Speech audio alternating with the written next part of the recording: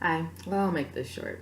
Um, Something that I've noticed recently in this election, and it's something that I've only noticed recently. I didn't decide to pay attention for it for too long, and that is that between the Republicans and the Democrats, but particularly with the Republicans, the nominee ended up being the person who was the biggest bully, point blank.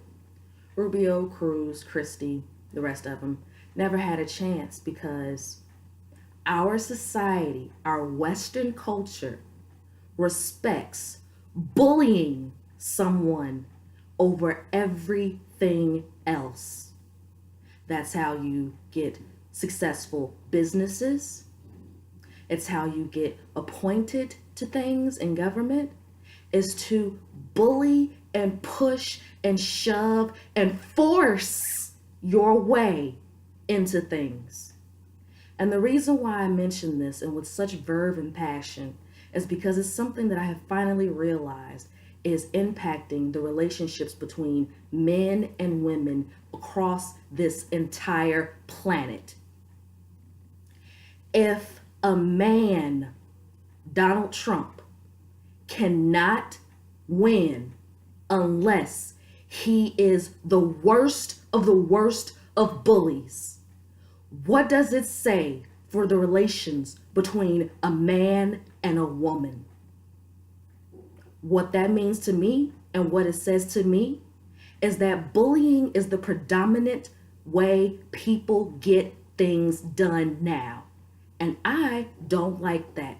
I don't agree with it. I don't respect it. I don't want it.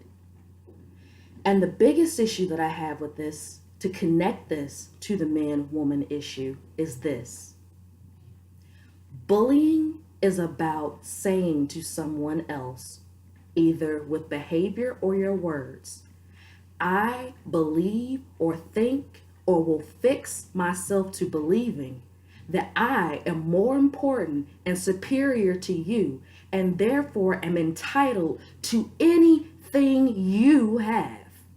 That's what bullying is. Now let's take this a step further and think about this in terms of men and women relationships. And I'll step back and give an example of something that I've seen recently.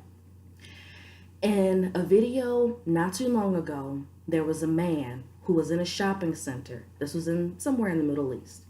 And it was a woman who was in full gear, burqa head to toe. Nothing could be seen but her eyes. They were in a grocery store. He simply walked up to her and shoved her to the floor. Now, interesting about this, and the thing that I noticed in this, and what made me so very angry, was that this woman, who I do not know, I don't know her name, I don't know anything about her, was clearly buying goods and resources to sustain and support her family, food and sustenance for her body. And despite being completely submissive to the culture, covering oneself from head to toe, doing everything submissively like they're supposed to, she still isn't even allowed to stand on her own 2 feet. That's bullying.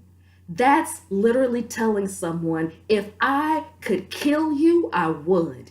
If I could make it so that you didn't leave this grocery store with no food, I would. Because that's how much I want to bully and entitle myself to everything you have. So, my biggest issue here, and the reason why I went to that example, is because that is how bad bullying has gotten. Donald Trump, the presumptive presidential nominee, is the biggest bully. He is no better than the man who shoved a woman trying to feed herself.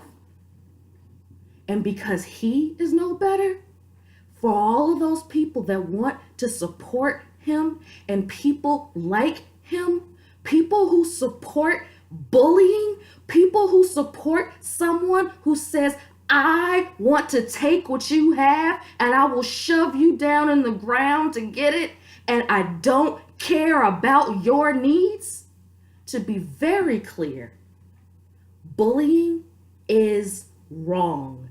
And it's wrong because, and I can't even believe that I have to say it, because it doesn't allow for respect. People keep messing up respect versus fear. People can be feared. People can be feared for lots of different reasons. For being strong, for being influential, for being powerful. But fear does not get you very far. It just gets people to submit and submit and submit until there's nothing left of them to submit. In the case of the woman in the grocery store, what more can that woman or any woman in a situation like that do? Just lay on the floor, lick his boots, dissolve into dust? The type of bullying that is happening across this entire globe has pissed me off to no end. And I am making my point known because there is something deeply wrong with this. This is not how you get a world and a civilization to work functionally with egalitarianism and any sense of decency if you cannot understand that bullying and using fear as a means to control and influence is never, ever the way to go. That is what I have to say. That is what I believe in. And that's my 2 cents.